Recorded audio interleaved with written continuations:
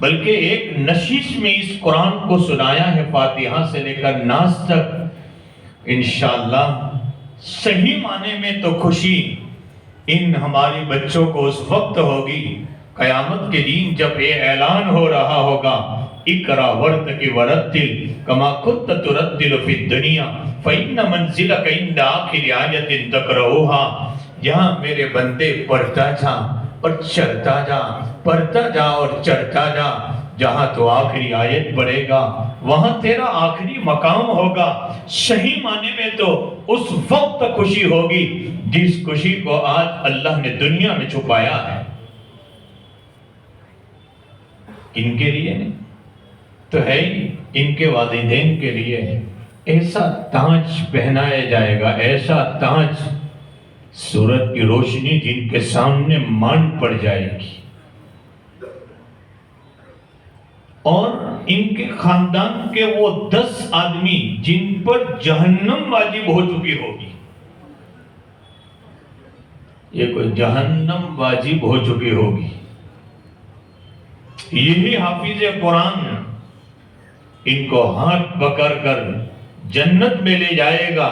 لیکن ہمارے حضرت قاری صدیق صاحب باندھوی رحمت اللہ علیہ بقول خاندان کے وہ آدمی کی سفارش ہوگی جو اس بچے کے سپورٹ میں تھے. یعنی بچہ حافظ ہو رہا تھا، بچے حافظ ہو جائے اس کی حوصلہ افزائی کرتے تھے، اس کو ہمت دیتے تھے. اور بعض خاندان کے لوگ وہ بھی کہتے تھے کیا نا حافظ بناوی نہ ہوں کرو تمہیں، کہتے تھے اس کو کوئی ڈگری دلاؤ، گریجویٹ بناؤ، فلاں بناؤ، اس کو حافظ بنا کر کیا کرو گے. یہ سفارش خاندان کے ان لوگوں پر حرام ہو جائے گی. حافظ کی ان لوگوں پر سفارش ہوگی جو ان کے سپورٹ میں تھے. تو یہ حافظ قرآن جن کو اللہ نے اتنا بڑا اعزاز، اس لیے میں آنے والے پورے مجمع سے ضرور کہوں گا کہ مجمع آپ اپنے 3-4 بچے ہیں، میں نہیں کہتا کہ آپ اس کو دنیاوی ایجوکیشن نہ پڑھائیں، آپ لوئر بنائیں، ڈاکٹر بنائیں، انجینئر بنائیں، اکاؤنٹر بنائیں، آپ بنائیے، کون نہ کہتا ہے آپ کو. لیکن میں یہ کہتا ہوں کہ ان بچوں کے سینوں میں قرآن بھی تو ڈالو. اگر ایک بچے سے تیری روزی کا روٹی کا مسئلہ آسان ہوگا، اگر ڈاکٹر اور انجینئر بنایا، ایک بچے سے تیری روزی روٹی کا مسئلہ آسان ہوگا، تو میرے غیور مسلمان ایک بیٹے سے تیری جنت کا مسئلہ آسان ہوگا جس کو تو نے حافظ قرآن بنایا ہوگا. میں نے گزشتہ کل بھی ایک جلسے میں کہا کہ میرا دبئی کا سفر ہوا. ہمارے ایک ملنے والے صاحب ہیں، میرے دوست ہیں، ان کا بچہ ایک طرف پائلوٹ بھی ہیں تو دوسری طرف قرآن کا حافظ بھی ہے. میرا 3 سال قبل 3 یا 4 سال قبل لندن میں ایک مسجد میں اعتکاف میں نے آخری عشرے کا کیا.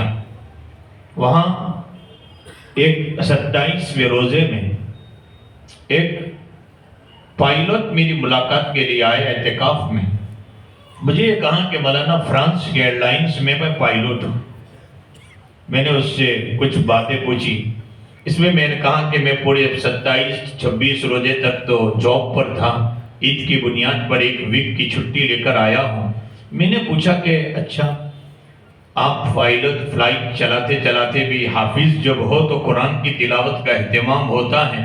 انہوں نے کہا کہ سال بھر تو مولانا میں یقیناً کچھ نہ کچھ کر لیتا ہوں، لیکن رمضان میں تو اہتمام سے پائلٹ کہہ رہا ہے میں فلائٹ چلاتے چلاتے الحمدللہ 5-7 کبھی 10 پاروں کی تلاوت روزانہ کر لیتا. تو میں آپ سے یہ کہتا ہوں کہ آپ چاہیں اپنے بچے کو کسی بھی فیلڈ میں ڈالیں.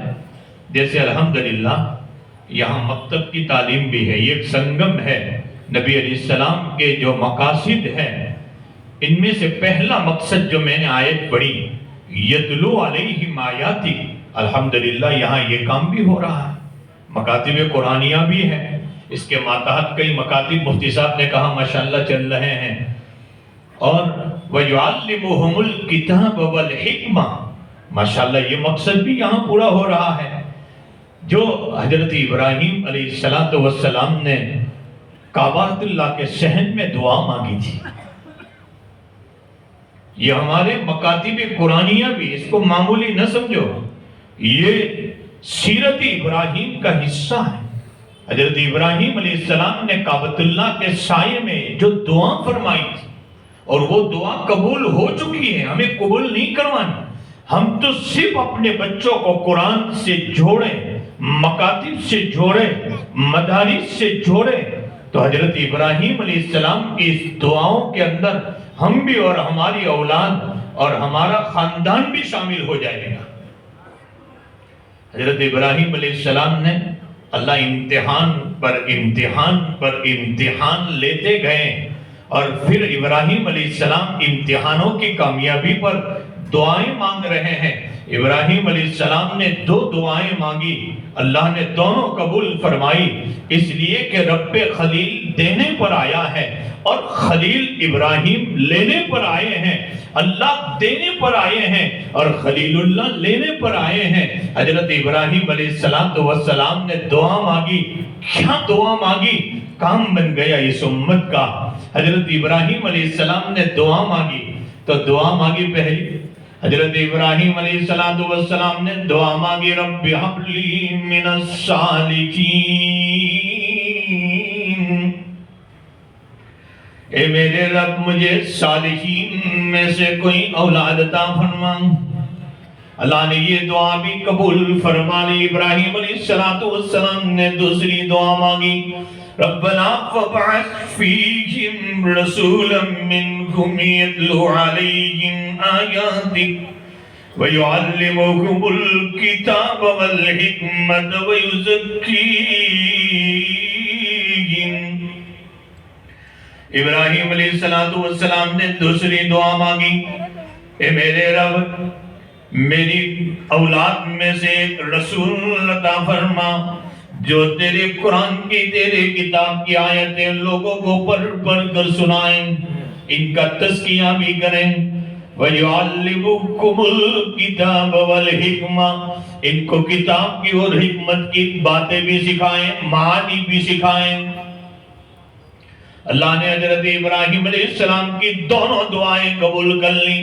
ہمارے شاہ عطا اللہ صاحب بخاری رحمت اللہ علیہ بڑے پیارے انداز میں فرماتے تھے، حضرت ابراہیم علیہ السلام نے دعائیں مانگی.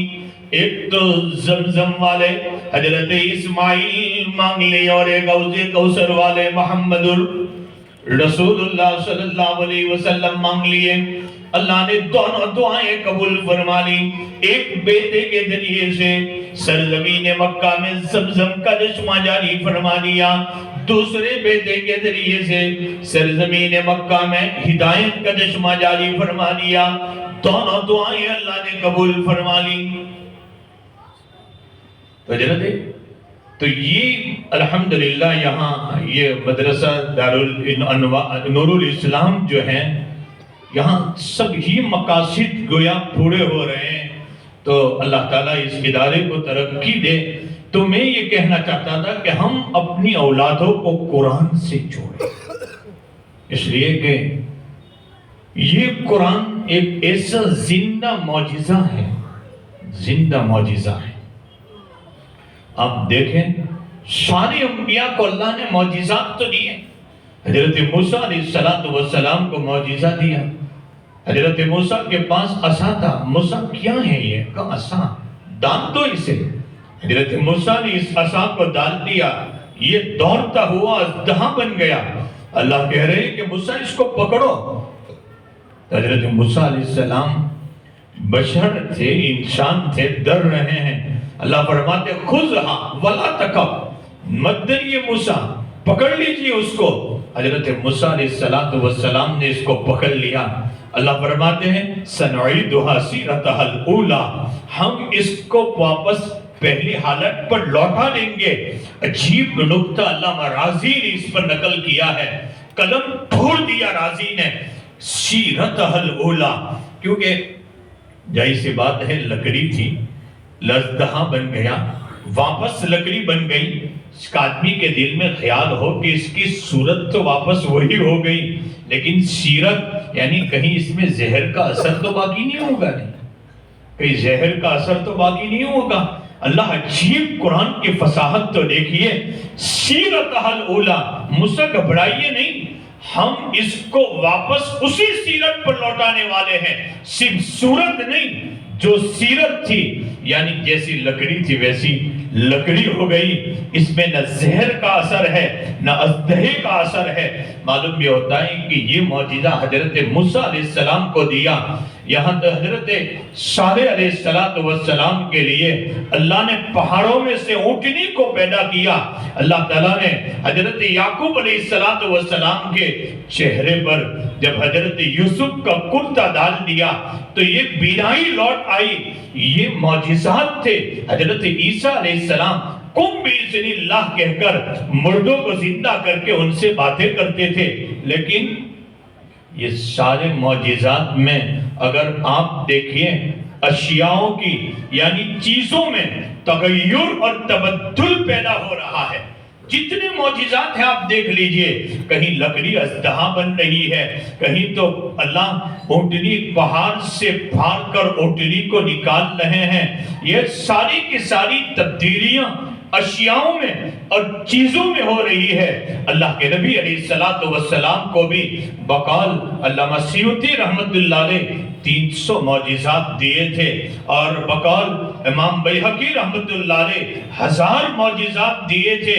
لیکن ان تمام معجزات میں یقیناً اور معجزات میں تغیر بھی تھا، تبدل بھی تھا کہ اگر آپ کے انگلی سے اشارے سے چاند کے ٹکڑوں کو ہو جانا، آپ کے اشاروں سے درختوں کا چلنا، آپ کے جانے پر در پتھروں کا سلام کرنا، یہ معجزات تھے.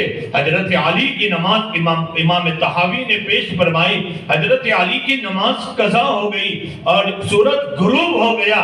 اللہ کے نبی کے اشارے پر سورج واپس لوٹ کر آیا. یہ معجزات تھے. لیکن ایک زندہ معجزہ، احمد آباد والوں، ایک زندہ معجزہ جو قرآن کریم کی شکل میں ایسا دیا جس نے اشیاؤں کی اور چیزوں میں تغیر اور تبدل پیدا نہیں کیا، بلکہ اس زندہ معجزے نے تبدیلی پیدا کر دی. قلب اور روح میں تبدیلی پیدا کر دی. قلب اور روح میں تبدیلیاں پیدا کر دی. ایک ایسا زندہ معجزہ دیے. اسی لیے تو مشرکین مکہ کیا کہتے تھے؟ سورہ رات میں ہے وَلَوْ أَنَّ قُرْآنًا سُيِّرَتْ بِهِ الْجِبَالُ أَوْ قُطِّعَتْ بِهِ الْأَرْضُ أَوْ كُلِّمَ بِهِ الْمَوْتَى. محمد رسول اللہ صلی اللہ علیہ وسلم کو کہتے ہیں کہ اگر آپ اس قرآن کے ذریعے سے پہاڑوں کو چلا لیں، اگر آپ اس قرآن کے ذریعے سے قُطِّعَتْ بِهِ الْأَرْضُ اس زمین سے چشموں کو جاری فرما دے، فرمایا أَوْ قُطِّعَتْ أَوْ كُلِّمَ بِهِ الْمَوْتَى، اور ہمارے آبا و اجداد جو مر چکے ہیں ان کو واپس زندہ کر کے ہم سے باتیں کرائیں تو ہم ایمان لے آئیں گے کہ آپ کا زندہ معجزہ ہے. قرآن کریم میں اللہ تعالیٰ فرماتے ہیں لیکن ان بیوقوفوں کی عقل پر ایک معوف ہو چکی تھی. قرآن کریم میں اگر تم یہ کہتے ہو کہ اس قرآن سے پہاڑوں کو چلایا جاوے، اس قرآن کے ذریعے سے اگر آپ ان زمین سے چشموں کے پانی کو جاری کر دے تاکہ ہمیں اپنی کھیتیوں کو سیراب کرنا آسان ہو جائے، یا ہمارے مرے ہوئے آبا و اجداد سے باتیں کرا دے تاکہ ہم ان سے پوچھ لیں کہ کون حق پر ہے کون باطل پر ہے، کون سا دین حق پر ہے کون سا دین باطل پر ہے، تو لیکن ان کی عقلوں پر پردہ پڑ چکا تھا. اس سے بھی زیادہ خطرناک چیز اگر آپ دیکھیں کہ آپ پہاڑ تو ایک جگہ سے دوسری جگہ پر ہٹانا آسان ہے، ایک جگہ سے دوسری جگہ پر پہاڑ کو ہٹانا آسان ہے، لیکن یہ اتنا جامع قرآن تھا، اتنا جامع معجزہ تھا جس نے پہاڑوں سے بھی زیادہ سخت دل، پہاڑوں بھی زیادہ سخت دل لوگوں کے دلوں کو زندہ کر دیا، دلوں کو زندہ کر دیا. جو پہاڑوں سے شرک میں، گناہوں میں اور گناہوں کفر کے دلدل میں اتنے جمے ہوئے تھے، پہاڑ ایک جگہ سے دوسری جگہ پر ہٹ سکتا ہے لیکن ان کے دل ایک جگہ سے دوسری جگہ پر ہٹنے کے لیے تیار نہیں تھے۔ اس قرآن نے، میں نے کہا، ایک ایسا زندہ معجزہ، تمام معجزات نے اشیاءوں میں، چیزوں میں تغیر پیدا کیا، لیکن قرآن نے دلوں میں تغیر پیدا کر دیا۔ اور ایسے خطرناک دل، طفیل ابن عمرو دوسی جیسا انسان کانوں میں روئیہ ڈالتا ہوا گھومتا ہے، لوگ کہتے ہیں یہ محمد نعوذ باللہ ایک ساحر اور جادوگر مکے میں ہے، اس کی باتیں مت سننا ورنہ تو گمراہ ہو جائے گا۔ طفیل ابن عمرو دوسی اپنے کانوں میں روئیہ گھستا ہے، لیکن قرآن کی ایک آیت فجر کے موقع پر نبی کی کعبۃ اللہ کے سائے میں سنتا ہے، یہ پتھر سے بھی زیادہ اور پہاڑ سے بھی زیادہ سخت دل انسان نبی کے قدموں میں آ کر ایمان کو قبول کر لیتا ہے۔ جبیر بن مطعم رضی اللہ تعالیٰ عنہ فرماتے ہیں، میں تو بدر کے قیدیوں کے باب میں نبی سے بات کرنے آیا تھا اور کہ میرے قیدیوں کو چھوڑ دو، اور میرے دل میں نبی کی نفرت ایسی گھسی ہوئی تھی کہ نبی کے شہر سے مبغوض شہر، نبی کے چہرے سے مبغوض چہرہ میرے نزدیک کوئی نہیں تھا، ایسی نفرت گھسی ہوئی تھی۔ لیکن میں جب آیا اور مغرب کی نماز میں اللہ کے نبی سورہ طور کی تلاوت کر رہے تھے اور اس آیت پر جب پہنچے، ان عذاب ربک لواقع ما لہ من دافع، فرمایا مجھے ایسا لگ رہا تھا کہ میرا دل پھٹ جائے گا، مجھے ایک قرآن کی آیت سن کر ایسا لگ رہا تھا میرا سینہ چانپ ہو جائے گا۔ فرمایا مغرب کی نماز کے بعد فوراً میں نے کہا محمد رسول اللہ سے آیا تھا کوئی اور ارادے سے، لیکن آپ کلمہ پڑھا دے۔ جو عمر نبی کو قتل کرنے کے لیے نکلے ہیں تلوار لے کر، لیکن جب قرآن کی آیت سورہ طٰہٰ کی طٰہٰ ما انزلنا علیک القرآن لتشقیٰ جب آیت کان میں پڑتی ہے، یہ پتھر دل حضرت عمر، سخت دل حضرت عمر موم ہوتے ہوئے نبی کے قدموں میں آ کر اسلام کو قبول کر لیتے ہیں۔ یہ وہ قرآن ہے کہ جس نے دلوں میں تغیر پیدا کر لیا، جس نے روحوں میں، اگر آپ مشرکین مکہ یہ کہتے ہیں او قطعت بہ الارض، اس زمین سے چشموں کو جاری کر دیا جاوے تو ہم مان لیں گے کہ قرآن اللہ نے اتارا ہے۔ ارے تمہارے دلوں پر ایک عقل پر پردے پڑے ہوئے ہیں، اس نے کیا زمین کے پانی کے چشمے، پانی کے چشمے نہیں، علم اور معرفت کے چشمے ان کفر والے دلوں میں بھر کر، جن کی زبان سے علم و معرفت کے چشمے جاری ہو گئے اور جن کے باپ میں قرآن نے یہ اعلان کر دیا رضی اللہ عنہ ورضوا عنہ کا اعلان، جن کے باپ میں قرآن فرما رہا ہے۔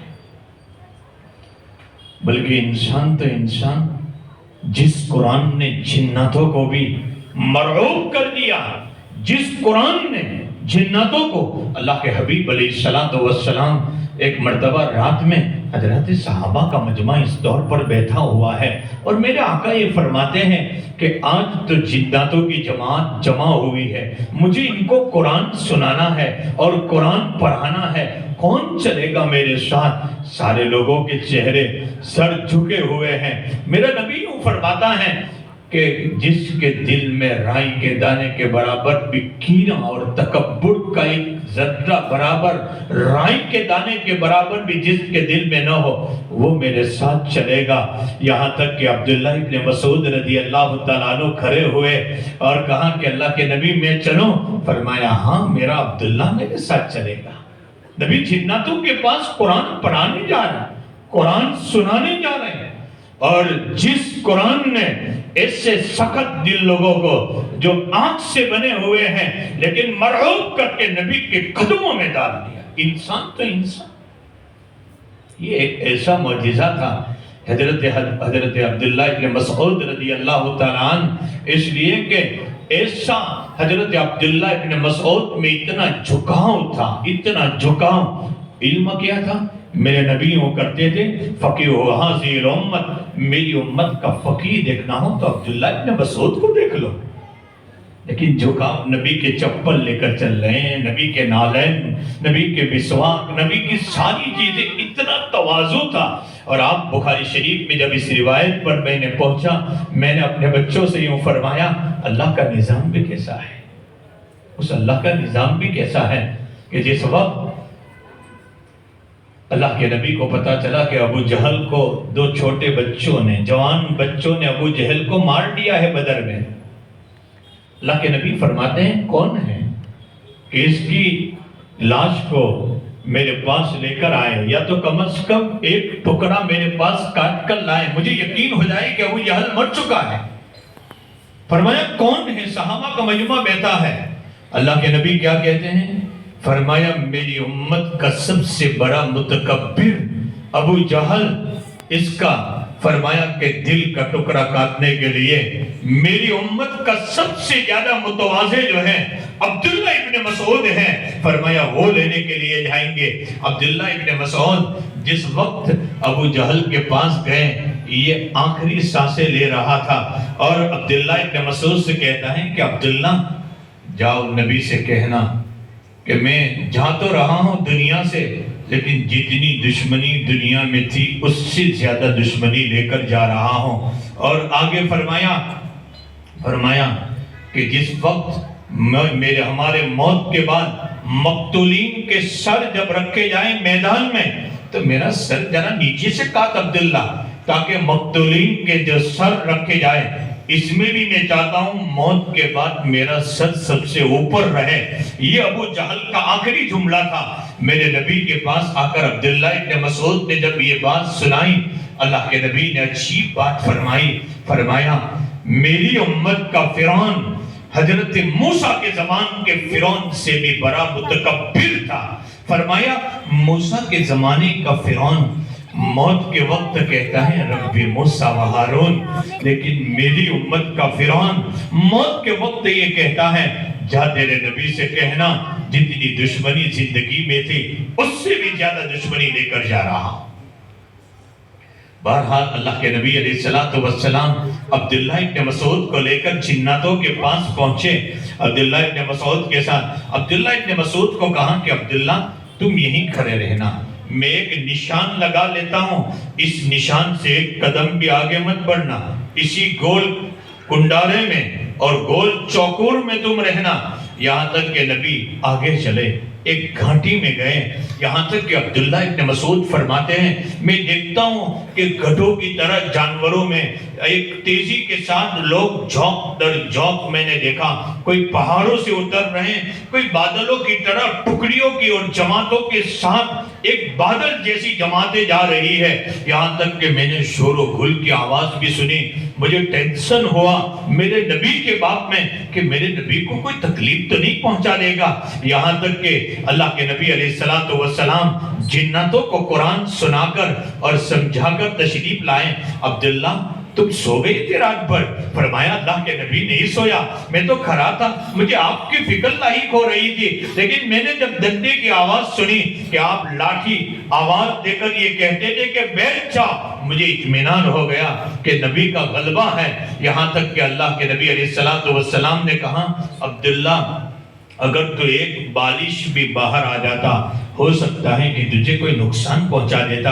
یہاں تک کہ عبداللہ ابن مسعود رضی اللہ تعالیٰ عنہ واپس چلے، بلکہ وہ روایتیں آپ دیکھیں کہ یہ اتنا جامع قرآن ہے جو اس امت کو اللہ نے عطا فرمایا ہے کہ جنات تو جنات، شیطان تو شیطان، بلکہ شیطان کی اولادوں میں بھی چاہیں بھائی اصل حقانیت تو وہ ہے جس کی گواہی دشمن دے دے، یہ حقانیت ہے۔ انسان تو انسان، جنات تو جنات، بلکہ شیطان کے پرپوتوں نے بھی نبی سے درخواست کی کہ اللہ کے نبی ہمیں قرآن پڑھائیے، ہمیں قرآن۔ تفسیر ہمارے شیخ عبدالحق محدث دہلوی، شاہ عبدالعزیز صاحب محدث دہلوی رحمت اللہ علیہ نے تفسیر فتح العزیز کے اندر بہت ساری وہ روایات نقل فرمائی جو حضرات صحابہ اور محدثین سے ہیں اور جناتوں کے باب میں اور شیاطین کے باب میں ہیں۔ ان میں سے ایک روایت میں آپ کو سنا کر آگے چلتا ہوں۔ فرمائیں کہ ایک مرتبہ حضرت عمر رضی اللہ تعالیٰ عنہ فرماتے ہیں، امام بیہقی نے بھی اس روایت کو نقل کیا، ابو نعیم نے بھی اس روایت کو نقل کیا ہے، علامہ عقیلی نے بھی اس روایت کو نقل کیا ہے، حضرت صاحب نے فتح العزیز کے اندر اس کو نقل کیا ہے، تفسیر میں فرماتے ہیں کہ ایک مرتبہ حضرت عمر فرماتے ہیں ہم تہامہ پہاڑ پر بیٹھے ہوئے تھے، تہامہ پہاڑ پر ہم لوگ بیٹھے ہوئے تھے، اچانک ایک آدمی بوڑھا لاٹھی لے کر آیا، اور لاٹھی لے کر آ کر اللہ کے نبی علیہ السلام کو جب سلام کیا، نبی نے جواب دے کر حضرت عمر فرماتے ہیں مجھے اشارتاً یہ کہا کہ یہ جنات لگ رہا ہے، اور یہاں تک کہ نبی علیہ السلام کو سلام کرنے کے بعد نبی علیہ السلام نے کہا تو کون ہے؟ فرمایا میں میرا تعارف کراؤں؟ فرمایا ہاں، فرمایا میں حامہ ہوں، اور میرا باپ ہیم ہے، اور میرے دادا جو ہیں وہ لاقیس ہیں، اور لاقیس اولاد ہے ابلیس کی، یعنی میں ابلیس جس کو نبی اللہ نے دھتکار دیا تھا اس کا پرپوتا ہوں حامہ، میرا باپ ہیم ہے، ہیم کا باپ لاقیس ہے، اور لاقیس کا باپ ابلیس ہے، یہ کہہ کر یہ کہا، فرمایا کہ میں نے جس وقت قابل نے اپنے بھائی حابیل کو قتل کیا تھا اس وقت میں بچہ تھا، جس وقت قابل نے حابیل کو قتل کیا اس وقت میں بچہ تھا، فرمایا میں پہاڑوں پر دوڑ رہا تھا، اور میرا کام کیا تھا؟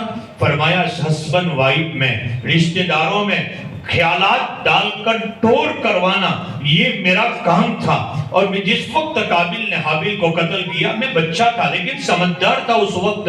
فرمایا اس کے بعد میری ملاقات حضرت موسیٰ علیہ السلام سے بھی ہوئی، میری ملاقات حضرت یعقوب علیہ السلام اور حضرت یوسف علیہ السلام سے بھی ہوئی، حضرت نوح علیہ السلام کی مسجد میں 1 مہینے تک رہا ہوں، یہ سارا تعارف کرا کر یہ کہا ایک امانت تھی حضرت موسیٰ علیہ السلام کی جو میں نے حضرت عیسیٰ تک پہنچا دی۔ فرمایا حضرت موسیٰ علیہ السلام نے مجھے کہا تھا کہ تو حضرت عیسیٰ علیہ السلام کو میرا سلام پہنچانا، میں نے حضرت عیسیٰ سے سلام بھی پہنچایا، بلکہ میں نے حضرت موسیٰ سے توریت بھی پڑھی تھی، اور آگے فرمایا ایک امانت حضرت عیسیٰ علیہ السلام کی تھی جو آپ کو پہنچانے کے لیے آیا ہوں۔ تو اللہ کے نبی نے کہا تیرا جوانی کا دور، تیرا بڑھاپے کا دور عجیب ہے کہ تو کیا کیا کہا؟ فرمایا مجھے برا نہ کہو، میں آپ کے پاس توبہ کرنے آیا ہوں، میں آپ کے پاس توبہ کرنے کے لیے آیا ہوں۔ اور فرمایا حضرت عیسیٰ علیہ السلام نے آپ کو سلام کہا تھا، وہ سلام پہنچانے کے لیے آیا ہوں۔ اور اس کے بعد یہ کہا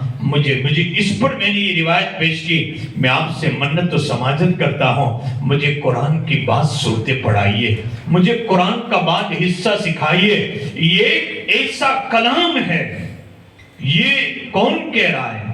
یہ ابلیس کا پرپوتا کہتا ہے، ایک ایسا جامع کلام ہے۔ فرمایا جس کے سامنے ساری دنیا نے، دشمنوں نے، کفر کے دلدل میں پھنسے ہوئے نے بھی اپنے گھٹنے ٹیک دیے، یہ ایسا جامع کلام ہے۔ فرمایا مجھے اس کے بعد صورتیں سکھائے، یہاں تک کہ اللہ کے نبی نے ان کو سورہ مرسلات سکھائی، سورہ عما یتساءلون سکھائی، سورہ ناس سکھائی، سورہ قل هو اللہ احد سکھائی، سورہ اذا الشمس کورت سکھائی۔ یہ ساری صورتیں اللہ کے نبی علیہ السلام نے ان کو سکھائی۔ معلوم بھی ہوتا ہے میں نے یہی کہا کہ اللہ کے نبی کو ایک ایسا زندہ معجزہ دیا گیا، ایسا زندہ معجزہ دیا گیا کہ جس معجزے نے اشیاءوں کی تبدیل نہیں فرمائی، چیزوں میں تغیر پیدا نہیں کیا، سارے انبیاء کے معجزات نے چیزوں میں تغیر پیدا کیا، لیکن ایک ایسا زندہ معجزہ، اس کی حقانیت دیکھنی ہو پتھر کی مسجد کے مسلمانوں، ان بچوں کو دیکھ لو، یہ جو معصوم آپ کے سامنے بیٹھے ہوئے ہیں، دیکھ لو ایک زندہ معجزہ عطا فرمایا ہے، جس نے دلوں میں بھی تغیر پیدا کر دیا، جس نے دلوں کو بھی اور روحوں کو بھی بدل لیا۔ ہمارے ان معصوموں کے پاس اللہ نے جس قرآن کو ایک زندہ معجزہ تا قیامت کے لیے اتارا تھا، آپ غور تو کریں، آپ میں سے بہت سارے ہوں گے ایک دو بچے تو اتنی معصومیت کی عمر میں اپنا امامہ پہننے کے لیے آئے، مجھے ان کو دیکھ کر یہ ہو رہا تھا کہ جن کا باپ شاید ان کو 5,000 روپے بھی دیتے ہوئے بھروسہ نہیں کرے گا کہ یہ تو گھوم کر ڈالے گا، تجھے کیا 5,000 روپے دے۔ یہ بات وہ معصوم بچے تھے۔ باپ جس پر 5,000 روپے کا بھروسہ نہیں کرتا ہے، وہ میرا مالک تو نے وہ کلام جو پہاڑوں پر اتارا جاتا، پہاڑ بھی ریزہ ریزہ ہو جاتے، اتنا عظیم کلام اللہ نے ان معصوموں کے سینوں میں اتارا ہے۔ اللہ نے کیسی حفاظت فرمائی اپنے قرآن کی، ایک ایسا زندہ معجزہ تھا۔ لوگوں، میں آپ کو ایک دعوت دے کر ضرور جاتا ہوں، ہم آج یہ امت میں شاید دربار آج کئی دنوں سے ایک نشہ مجھ پر اس کا سوار ہے، میں گاؤں گاؤں جا کر یہ بات کہتا ہوں، یہ امت تو وہ امت تھی، آدھی دنیا سے زیادہ حکومت مسلمانوں تمہاری تھی، سکہ تمہارا چل رہا تھا، مسلمانوں توتی تمہاری بج رہی تھی۔ کیا بات ہے مسلمانوں، ہم گرے تو اتنے گرے کہ ہمارے گرنے کی کوئی حد باقی نہیں رہی۔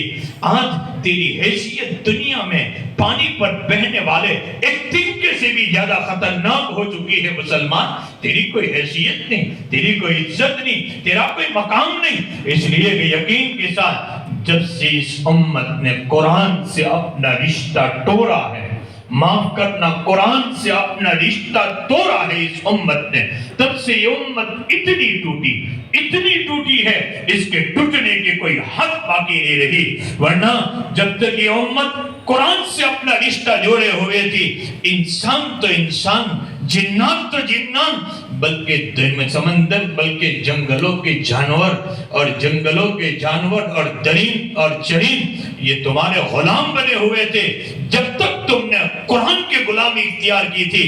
لیکن یہ امت جب سے قرآن کو چھوڑی ہوئی ہے، ساری دنیا ان کو غلام بنائے ہوئے ہے۔ اس لیے کہ حضرت عمر رضی اللہ تعالیٰ عنہ کا ایک پکا دشمن نصرانی تھا۔ یہ ایک مرتبہ حضرت عمر قیلولہ کے بعد حضرت عمر ایک درخت کے نیچے آرام کرتے تھے، یہ تلوار لے کر کھڑا ہو گیا، اوپر چڑھ گیا کہ آج تو عمر کا کام پورا کر دو نصرانی نے، یہاں تک کہ درخت پر چڑھ گیا۔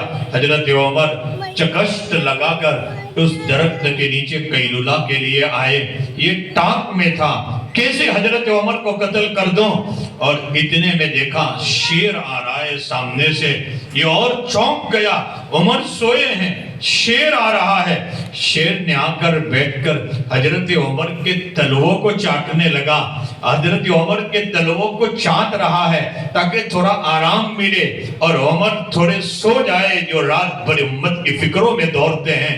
یہاں تک کہ حضرت عمر رضی اللہ تعالیٰ عنہ کے جب اٹھنے کا ٹائم آیا، واپس یہ شیر واپس جا رہا ہے، یہ نصرانی نیچے اترا، تلوار حضرت عمر کے ہاتھ میں دے کر یہ کہتا ہے، عمر اس تلوار سے قتل کرنے آیا تھا لیکن آج خود قتل ہو رہا ہوں۔ فرمایا کلمہ پڑھا دے عمر، تیرا دین بھی حق، تیرا نبی بھی حق، تو بھی حق پر ہے۔ فرمایا جس کی غلامی جانور کرے اور جس کی غلامی جن کی غلامی جنگلوں کے شیر کرے، معلوم یہ ہوتا ہے کہ تیرا قرآن بھی حق ہے، تیرا نبی بھی حق ہے، تیرا دین بھی حق پر ہے۔ معلوم یہ ہوتا ہے مسلمانوں، جب تک تم غلام تھے قرآن کے، تم غلام تھے محمد الرسول اللہ کے، اس وقت دنیا کی ساری مخلوق تمہاری غلام بنی ہوئی تھی۔ میں آپ کو وہ جملہ سنا دوں شیخ سعدی رحمت اللہ علیہ کا۔ شیخ سعدی رحمت اللہ علیہ فرماتے ہیں، مجھے پتا چلا فلانے شہر میں بہت بڑے ولی ہے، میں ان کی ملاقات کے لیے گیا۔ جب ملاقات کے لیے گیا مجھے پتا چلا وہ تو جنگل میں وہ جنگل میں لکڑیاں کاٹنے کے لیے گئے ہیں۔ یہ جب میں نے سوچا کہ میں بھی شہر سے باہر جا کر ان سے ملاقات کروں، میں نے جب دیکھا کہ یہ تو شیر پر سوار ہو کر آ رہے ہیں تو میں چونک گیا۔ حضرت شیخ سعدی فرماتے میں قریب ہوا تو مجھے کہنے لگے کہ سعدی تجھے تعجب ہو رہا ہے؟ جن کی کتابیں ہمارے مدرسوں میں پڑھائی بھی جاتی ہے شیخ سعدی رحمت اللہ علیہ کی، تجھے تعجب ہو رہا ہے؟ فرمایا بات تو تعجب کی ہے، آپ شیر پر سوار ہو کر آ رہے ہیں۔ فرمایا سعدی امت کو میرا پیغام پہنچا دینا۔ فرمایا تم اللہ کے احکام کی اطاعت کرو گے، نبی کی سنتوں کی پیروی کرو گے، فرمایا دنیا کے نہیں بلکہ فرمایا جنگلوں کے جانور نہیں، دنیا کی ساری مخلوق تمہاری غلامی کرے گی۔ اس اللہ کی غلامی تو قبول کریں ہم، اس اللہ کی غلامی ایکسپٹ تو کریں ہم۔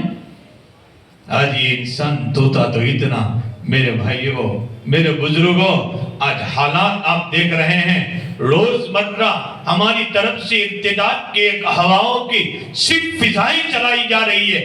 میری بچی مرتد ہوئی، فلانے کی بچی مرتد ہوئی، فلانے کی بچی مرتد ہوئی، صرف ہوائیں چلائی جا رہی ہے۔ اور صرف ہمارا کام کیا ہے کہ اگر کسی کی بچی مرتد ہوئی، میرے پاس واٹس ایپ پر میسج آیا، میں 50 جگہوں پر اس کو شیئر کر دوں گا۔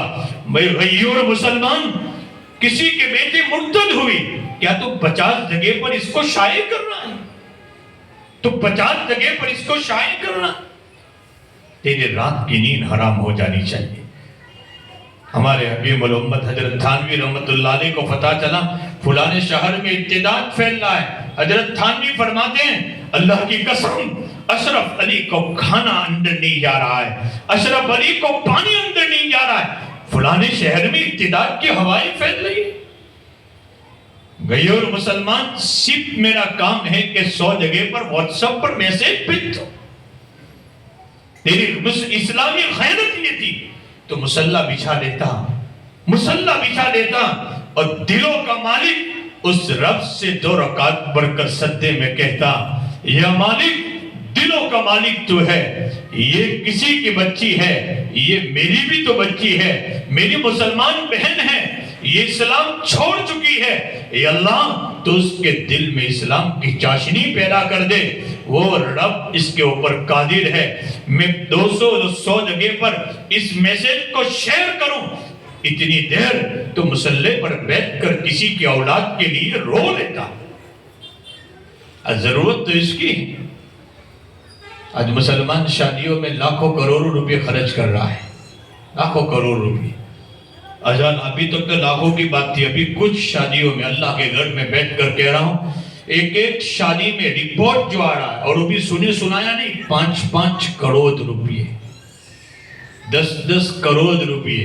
ابھی ایک فضا چلی ہے کہ بھائی ایک بچی کی شادی ہے تو کہاں 500 آدمیوں کو وہاں حرمین شریفین لے جاؤ مدینہ اور وہاں جا کر نکاح پڑھیں گے۔ میرے غیور مسلمان، تیری غیرت کہاں چلی گئی؟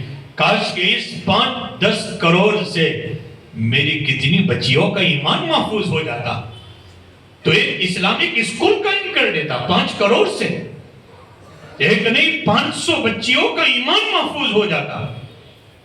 ہمارے حضرت مولانا علی میاں صاحب رحمت اللہ علیہ بھٹکل میں تھے، کسی نے کہا حضرت مجھے صدقہ جاریہ کے لیے کوئی کام کرنا ہے، صدقہ جاریہ کے لیے۔ ہائے ہمارے اکابر جو 50 سال پہلے سے سوچ رہے تھے، 50 سال پہلے کا، فرماتے ہیں کہ بھائی اسلامک اسکول بنا دے تاکہ ایمان کی سلامتی سے ہمارے بچے دنیاوی ایجوکیشن بھی حاصل کر لے۔ فرمایا مجھے سب سے زیادہ، حضرت مولانا میاں صاحب کا جملہ نقل کر رہا ہوں، مجھے خطرہ ہے یہ مسلمان اولاد آگے چل کر ذہنی اور فکری ارتداد میں مبتلا ہوگی، مجھے اس بات کا خطرہ ہے، اس لیے میں تم سے کہتا ہوں اپنے مال کو ضائع نہ کرو، 5 کروڑ روپے شادی پر خرچ کرنے کے بجائے ایک اسلامک اسکول قائم کر دے، میری 500 بچیوں کا ایمان بچ جائے گا۔ ضرورت اس کی ہے۔ آج مسلمان تو کہاں جا رہا ہے؟ یہ نبی کا امتی کہاں جا رہا ہے؟ اپنا مال، اپنا وقت کہاں ضائع کر رہا ہے؟ آج میرا جوان اپنی کامیابی اس میں سمجھتا ہے میں 5 گھنٹے رات بھر موبائل کو استعمال کروں، میں اپنی کامیابی سمجھ رہا ہوں کہ 5 گھنٹے موبائل کو استعمال کروں، میں ڈرگس کے 2-4 ٹکڑے پھینوں، مجھے سکون مل جائے گا۔ میرے جوان سکون چاہیے، اس قرآن میں ملے گا، اہل قرآن کے پاس سکون ملے گا۔ تو کہاں سکون تلاش کر رہا ہے؟ تو سکون کہاں تلاش کر رہا ہے؟ فلم کمپنی کا مالک آپ نے بار بار سنا، حضرت حکیم الامت حضرت تھانوی رحمت اللہ علیہ فرماتے ہیں کہ ایک فلم کمپنی کا مالک نماز پر ایک فلم بنانا چاہتا تھا۔ نماز پر اس نے ایک امام صاحب کو بلایا، مؤذن صاحب کو بلایا امریکہ میں، فرمایا کہ آپ ایک اذان دے، ایک نماز پر آئیں، میں نماز پر ایک فلم بنانا چاہتا ہوں۔ ایک صاحب نے اذان دی، قاری صاحب آئے، وہ نماز پڑھا رہے تھے۔ نماز میں پڑھا بھی کیا؟ طٰہَ مَا أَنزَلْنَا عَلَيْكَ الْقُرْآنَ لِتَشْقَىٰ إِلَّا تَذْكِرَةً لِمَن يَخْشَىٰ۔ مور رہے دہارے مار مار کر جب نماز پوری ہوئی، قاری صاحب آپ کیا پڑھ رہے تھے؟ آپ کیا پڑھ رہے تھے؟ کہا اللہ کا کلام پڑھ رہا تھا۔ مجھے پڑھاؤ گے آپ؟ فرمایا کلمہ پڑھ لو، غسل کر لو، ضرور پڑھاؤں گا۔ کلمہ پڑھ لیا۔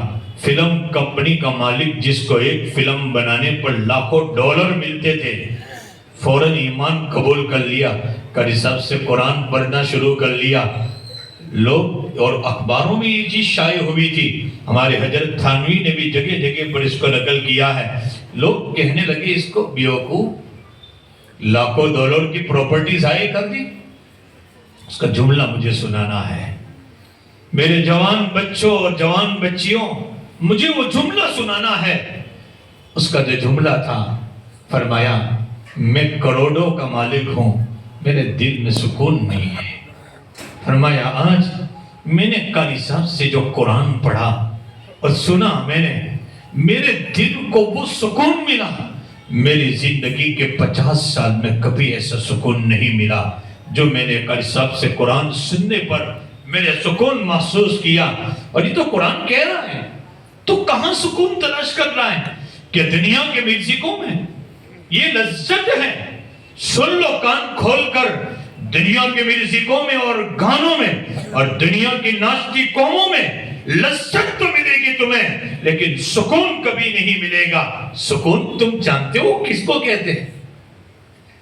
قرآن کہتا ہے، قرآن کریم میں اللہ فرماتے ہیں الذین آمنوا وتطمئن قلوبهم لذکر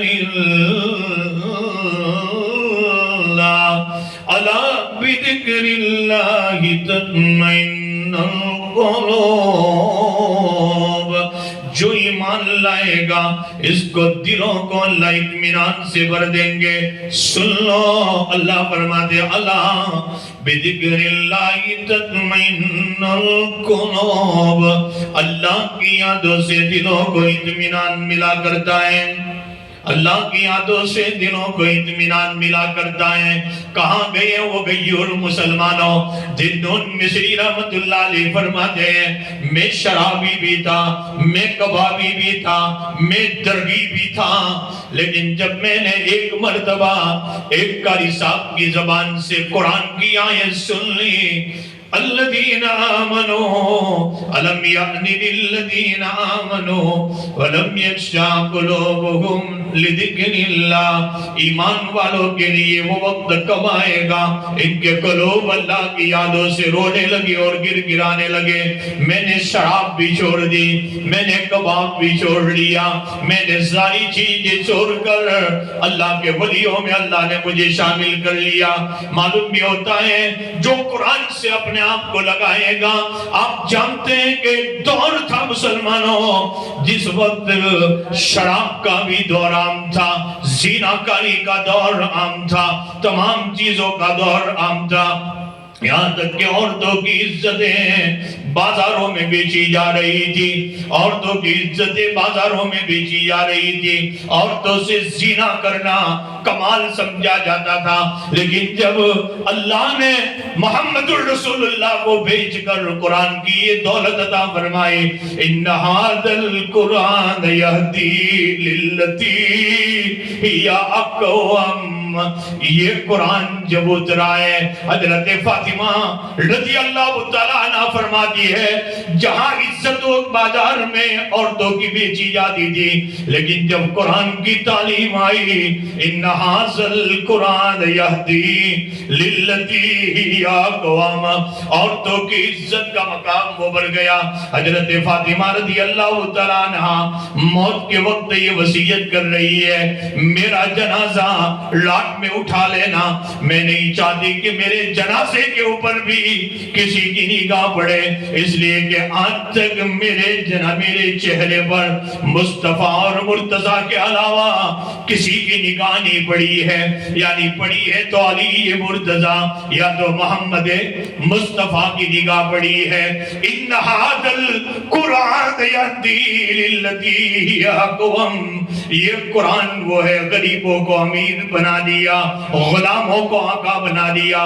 حضرت بلال رضی اللہ تعالیٰ عنہ مکہ فتح ہو رہا ہے، حضرت بلال کو میرا نبی فرماتا ہے بلال چڑھ جا کعبۃ اللہ کی چھت پر، اور آج کعبۃ اللہ کی چھت پر اللہ اللہ کے نعرے بلند کر۔ حضرت بلال فرماتے ہیں اللہ کے نبی چوٹیاں اتار دو، فرمایا بلال ان چوٹیوں کے ساتھ چڑھ جا تاکہ مشرکین مکہ کو پتہ چل جائے۔ جو بلال بھی تھا کالا کلوتا بھی تھا، جس کے کپڑے پر 50 پیون بھی لگے ہوئے تھے، لیکن جب قرآن سے اپنے آپ کو لگایا، قرآن سے اپنے آپ کو لگایا، جو غلام تھا وہ بھی آقا بن چکا ہے۔ ان ھذا القرآن یہدی للتی ہی اقوم، اتنا عظیم کلام ہے۔ آیت ابو بکر تھے لیکن قرآن سے اپنے آپ کو لگایا، صدیق بن کر اٹھے۔ آیت عمر تھے، قرآن سے اپنے آپ کو لگایا، عمر فاروق بن کر اٹھے۔ آیت عثمان تھے، قرآن سے لگایا، دن نورین بن کر اٹھے۔ آیت علی تھے لیکن قرآن سے اپنے آپ کو لگایا، اسد اللہ الغالبہ بن کر اٹھے۔ آیت حنظلہ تھے لیکن قرآن سے لگایا، غسیل الملائکہ بن کر اٹھے۔ آیت ابن عباس تھے، قرآن سے اپنے آپ کو لگایا، رئیس المفسرین بن کر اٹھے۔ آیت ابن مسعود تھے، قرآن سے اپنے آپ کو لگایا، فقیہ عادل الامت بن کر اٹھے۔ آیت حضرت ابو ذر تھے لیکن قرآن سے لگایا، تاریخ الدنیا بن کر اٹھے۔ آیت عثمان، آیت سلمان فارسی تھے لیکن قرآن سے اپنے آپ کے لگایا، زاہد الدنیا بن کر اٹھے۔ آیت حضرت حسین تھے لیکن قرآن سے اپنے آپ کو لگایا تو شہید کربلا بن کر اٹھے۔ جو خود نہ تھے راہ پر، جو خود نہ تھے راہ پر، اوروں کے ہادی بن گئے۔ کیا نظر تھی جس نے مردوں کو مسیحا بنا دیا ہے۔ اتنا عظیم کلام اللہ نے مجھے اور آپ کو دیا، جو خدمت کے بھی اعلیٰ مقام پر حضرت ابو بکر صدیق فرماتے ہیں کہ مجھے یہ نہیں پتا کہ جانوروں کو کیسے چرایا جاوے، لیکن جب قرآن سے اور نبی سے اپنے آپ کو لگایا، وہی ابو بکر امیر المومنین ہے، لیکن وہ ابو بکر بڑھیاؤں کے گھر صاف کر رہے ہیں، ان کا پانی بھر رہے ہیں۔ اور ابو بکر صدیق کا انتقال کا وقت آیا، اپنے بیٹے سے کہہ رہے بیٹے مجھے پرانے کپڑوں میں دفن کر دینا۔ ابا لوگ کہیں گے کہ مسلمانوں کے امیر کو ایک نیا کپڑا بھی موت کے وقت نہیں ملا کفن کے لیے۔ سن کر جاؤ جملہ، اڑیانیت پر مال خرچ کرنے والوں، حضرت ابو بکر صدیق کا جملہ تھا۔ فرمایا بیٹے یہ میرا نیا کپڑا مدینہ کے کسی بیوہ کے کام آ جائے گا، میرا یہ نیا کپڑا مدینہ کے کسی یتیم کے کام آ جائے گا۔ ان ھذا القرآن یہدی للتی ہی اقوم، یہی وہ قرآن ہے۔ اللہ نے اتنا عظیم کلام اس امت کو عطا فرمایا ہے۔ بس میں بھی اپنی بات کو اسی پر اختتام تک پہنچا دوں۔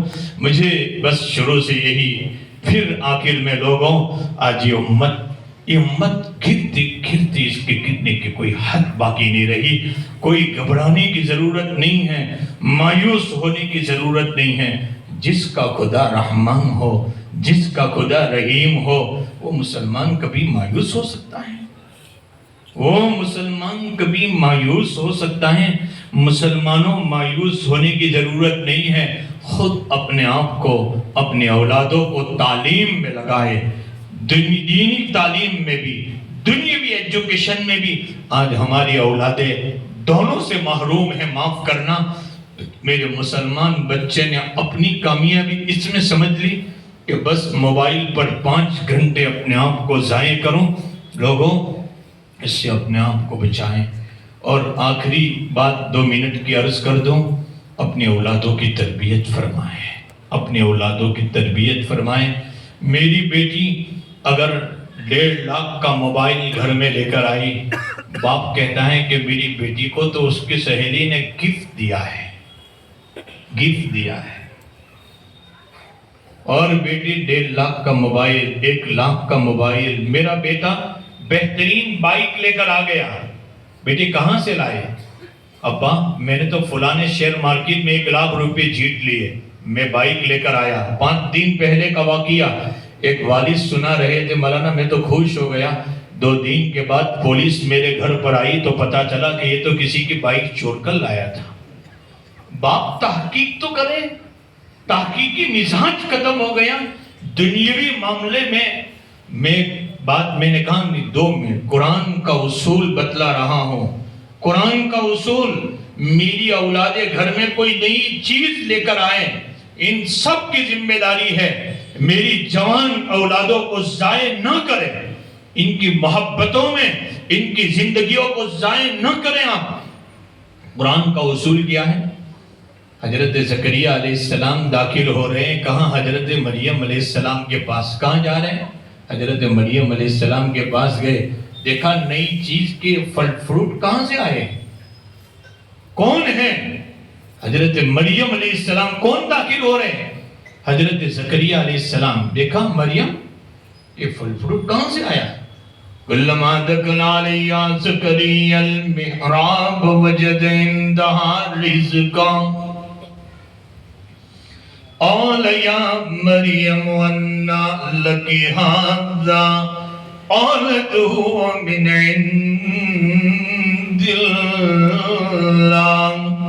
حضرت زکریا علیہ السلام پوچھ رہے ہیں مریم علیہ السلام سے، یہ رزق کہاں سے آیا، یہ پھل فروٹ کہاں سے آیا؟ شہر میں تو آج ایسے پھل فروٹ نہیں مل رہے ہیں۔ حضرت مریم علیہ السلام نے جواب دیا، قالت هو من عند اللہ، یہ میرے رب نے میرے لیے بھیجا ہے۔